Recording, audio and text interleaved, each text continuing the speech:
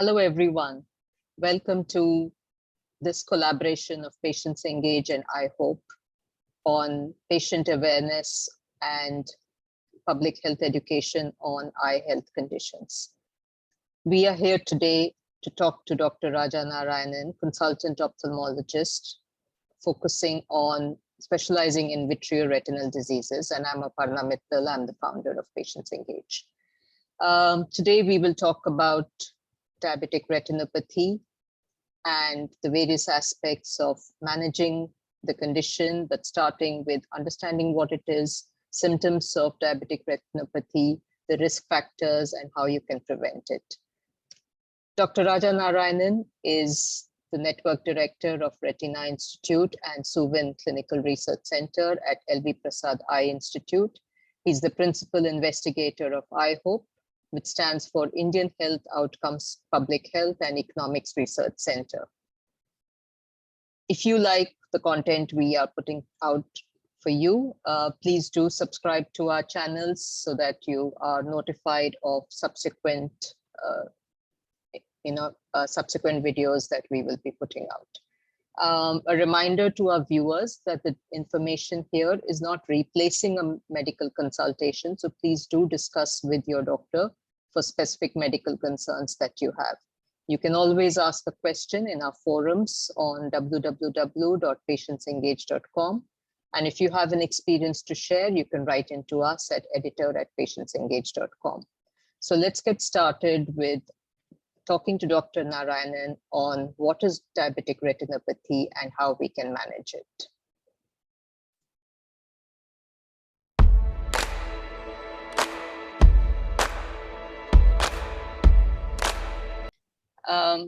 Dr. Narayanan, since today we are talking about diabetic retinopathy, can you explain to a layperson or to an ordinary person what is diabetic retinopathy?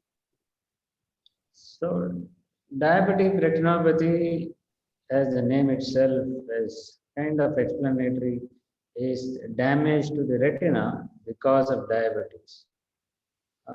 It has different stages, and I'll be sharing a slide to explain diabetic retinopathy. So someone who has diabetic retinopathy would have a lot of spots of blood in the retina, we call them as hemorrhages. They are seen as red spots, and these can become severe in some of these patients.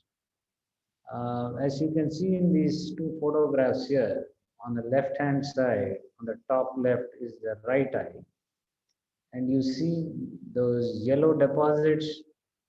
Those are the cholesterol deposits in the main part of the retina, which is called maxilla.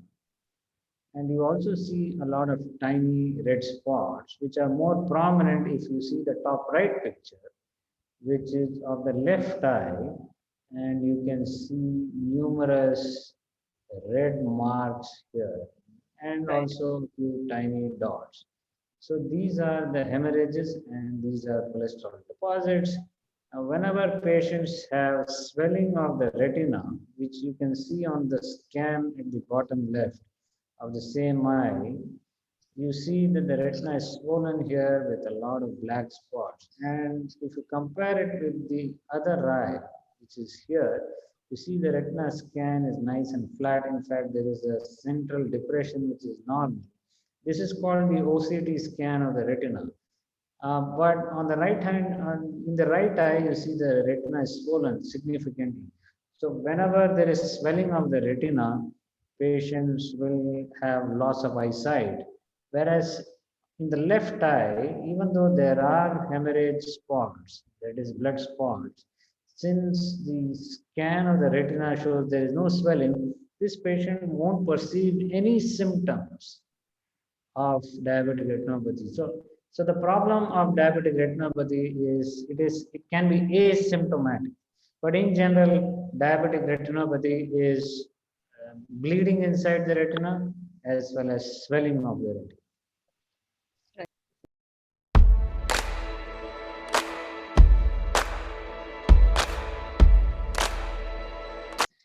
So, you did say that it is largely asymptomatic and it affects persons with diabetes.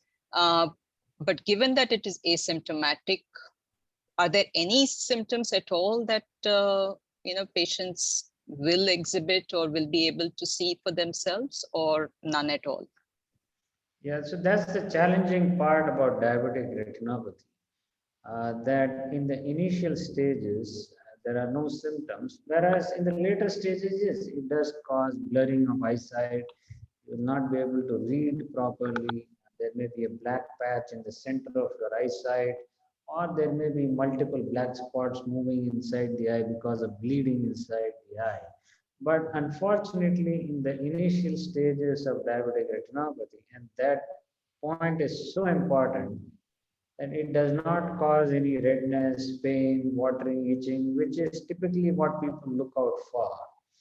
But diabetic retinopathy in the early stages does not cause symptoms, but it can be picked up by any eye specialist. An eye doctor can look inside your eye, check the retina, and pick up and actually explain to a patient if they have developed diabetic retinopathy, which the patient may be unaware of. Mm. You can counsel the patient to strictly control their sugar, because once diabetic retinopathy starts, it's usually just a question of a few months to years before it can cause problems of blurring of vision. Right. Uh,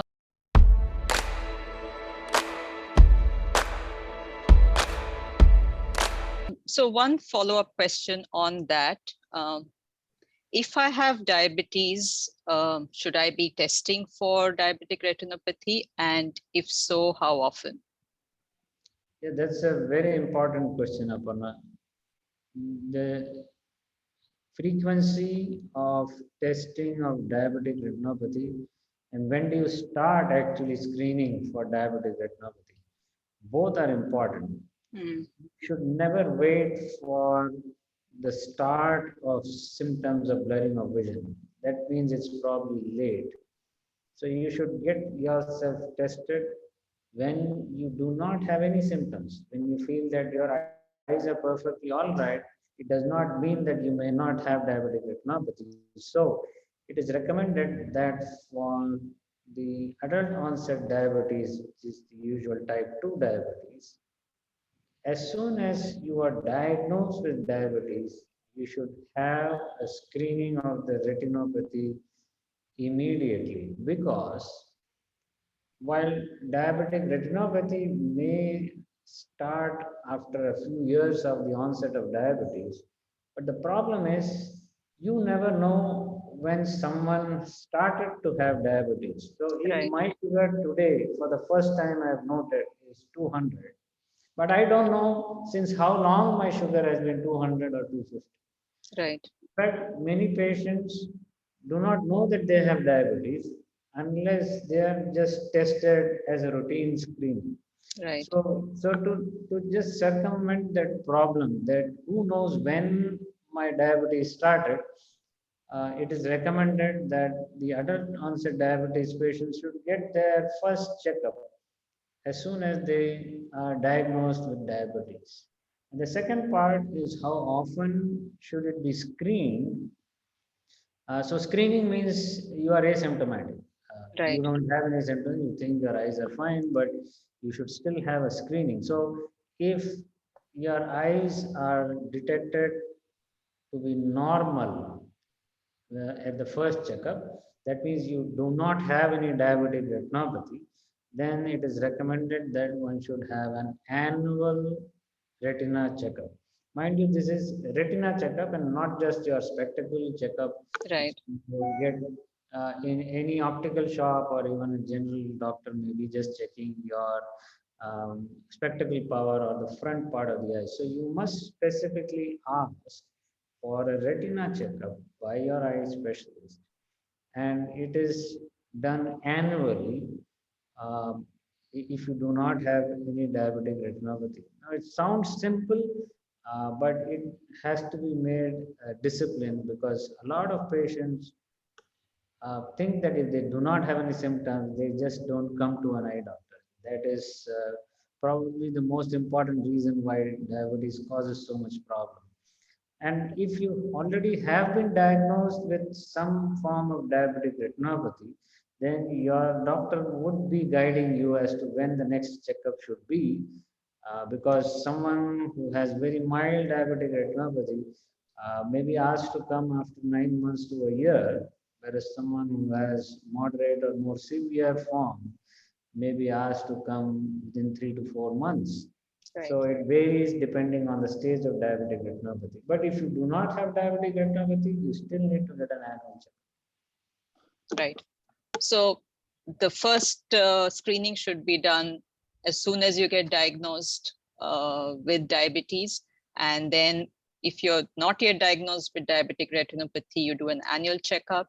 And after that, once you have diabetic retinopathy, then you should do it as frequently as your eye specialist asks you to do it. That's very well summarized, Aparna. That's correct. Thank you. Thank you.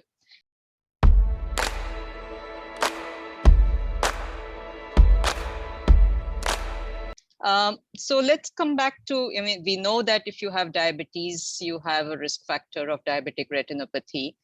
Are there any other risk factors of diabetic retinopathy? Yeah, that's an excellent question, a very important question, because diabetes is usually, it comes as a package with other diseases also, like hypertension or high blood pressure, you have high cholesterol. So if you just have diabetes and it's under control, then the risk of developing diabetic retinopathy may be very less. But if you have an additional problem of high blood pressure or high cholesterol, or if you have some kidney problem or anemia, those are additive risk factors for the development of diabetic retinopathy. So it's important not just to control your blood sugar and check them regularly and keep it under control. It's also important that we also check our blood pressure, cholesterol, kidney function, and anemia. All those things also should be under control. And when we say under control, a lot of people have a misconception that um, slightly out of range, like 200 to 250 is acceptable. But control means, there are various parameters about sugar or even HbA1c. Right. Check with your diabetes specialist that someone who is even beyond 200 of sugar or HbA1c of above 7 or 7.5, they may also be at risk of diabetic retinopathy. Right. So, and the other one is, pregnancy. In a patient who is already diabetic, they have to be extremely careful about diabetes going out of control during pregnancy, because it can accelerate diabetic retinopathy. But these are the main factors which can aggravate diabetic retinopathy. Right. Okay. So just to summarize then, obviously diabetes is the biggest risk factor, but it's not enough to only manage your blood sugars. You also need to look at the other conditions of hypertension, etc., that you should be keeping under control.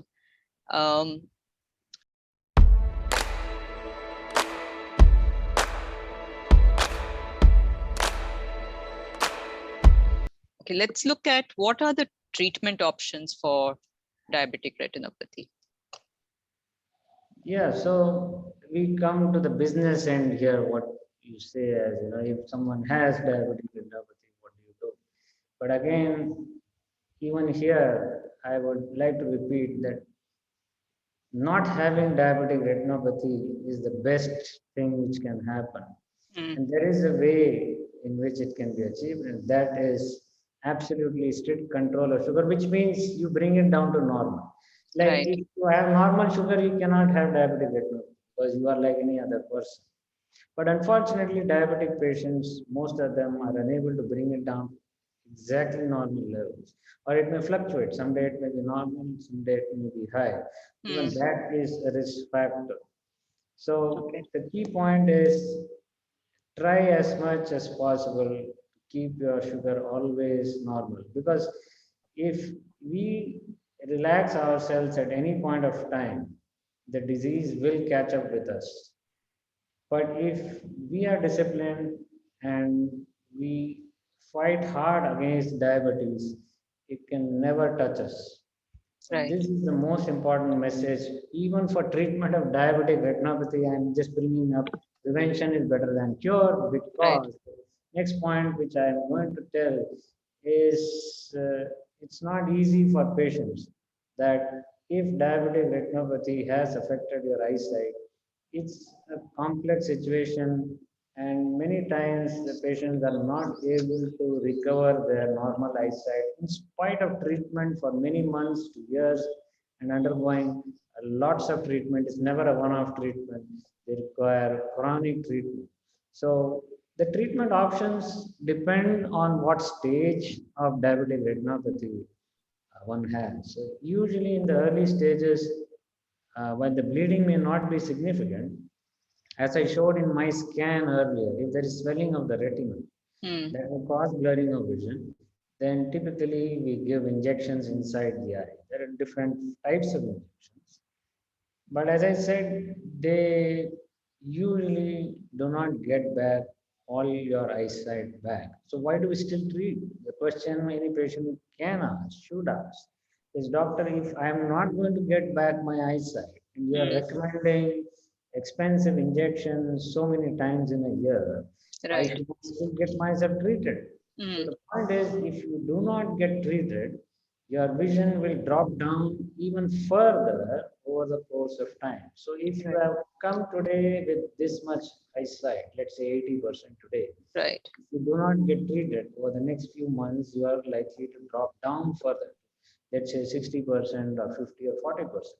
So you still want to protect your 80% eyesight, and that's the reason you would still need chronic treatment. While there would be some benefit of the treatment uh, for many of the patients, but the main purpose is that if you do not treat this diabetic retinopathy, your vision will go down further. So that is one treatment which is a very common mode of treatment for Right. what we call as diabetic macular edema, the swelling on the retina scan which I showed you. The other treatment for this in very, very early cases, where you may not feel any eye problem, but still the doctor has detected swelling of the retina, there is a treatment with laser where we can do small laser spots to the leaking parts of the retina, which can take care, but it's recommended in very few patients who have very, very early diabetic retinopathy. Right. Other disease which I talked about, the more severe form, where you may have a lot of bleeding, and this comes in a very advanced stage, those patients do require multiple sittings of laser to control the bleeding. And in some cases, even laser may not be possible, which are kind of the last stage of diabetic retinopathy, where surgery, where we go inside the eye in the operation, we clean up the blood and remove all the retinal detachment membranes, then do good laser. That's the last option that doctors have. But in the early stages, we have injections. Very, very rarely we use laser for macular edema. But if you have bleeding, the options are extensive laser, what we call as PRP laser, or surgery if it's in the last stage. And once you, just to be clear then, after the surgery, do you regain any level of vision, or, or it's about stabilizing at that point? Yeah, that's a great question again, Aparna. As I had mentioned earlier, in diabetic retinopathy, it is very difficult to recover your complete eyesight. Right. And you may need multiple injections and lasers and surgery, but still it's never the same. So when we do surgery, patients who are bleeding, we have to do surgery to remove the blood. They do recover eyesight in many cases, but unfortunately, there are some patients who do not recover much of their eyesight because of the very advanced damage. So the point is, what do we do in surgery? Why do we operate if we cannot get back the eyesight? Hmm. The doctors, what we do during surgery is to clear the blood and any retinal detachment. Right. Eyesight is dependent on how much strength is still remaining in your retina or the macula, what we call, and your optic nerve. Hmm. If the retina and the optic nerve have been weakened because of diabetic retinopathy, then there is no way doctors can treat it. At least at this point of time, there's no technology to treat it. So we Right. just remove the blood. And Right. whatever strength of the retina and optic nerve is remaining is what you get back. So it may be 80%, 50%. It depends on what the strength of the retina is. So it's like playing with charms. But Hmm. there are some patients who do get back good vision. But the best way, I think, is to avoid any of that situation. True. True. So I think again to summarize that, it is a progressive condition, and the best option is to prevent getting diabetic retinopathy. So keep your blood sugars stable, and within the parameters required, and again treat early and stick to, I think, adhere to the treatment of, if you do get diabetic retinopathy, then stick to the treatment protocol so that it doesn't get worse. And as Dr. Narayanan said, that, the last option pretty much is surgery. Any final advice to our listeners who are struggling with diabetes? Yeah, so certainly I would request all the listeners to this program to take care of their diabetes, which, if it is kept under control, which means normal, then you would probably not develop any complication because of diabetes. But unfortunately, a lot of patients are scared about diabetes, or they do not listen to their doctor's advice regularly, and they do not test, or even if it's high, they do not take corrective action. So my request is that please take care of your diabetes and face it head on, because if you fight it, diabetes cannot damage your eyes or heart or kidney. But if you show your back to diabetes, it will certainly catch up with you, and it will cause complications. So don't be afraid, even if you have diabetes, it's just an alteration of your body, but face it and take corrective action. And the other point I would like to make is please spread the word that diabetes may be asymptomatic in the initial stages. So please do recommend anybody in your family, friend circle, or at work who you think have diabetes. Please inform them that they should get their eyes checked, even if they think that their eyes are normal, they're able to see properly, and they don't have any other symptoms, because diabetic retinopathy in the initial stages is asymptomatic. Thank you. Thank you. Thank you, doctor, for your time. Yeah, I skipped out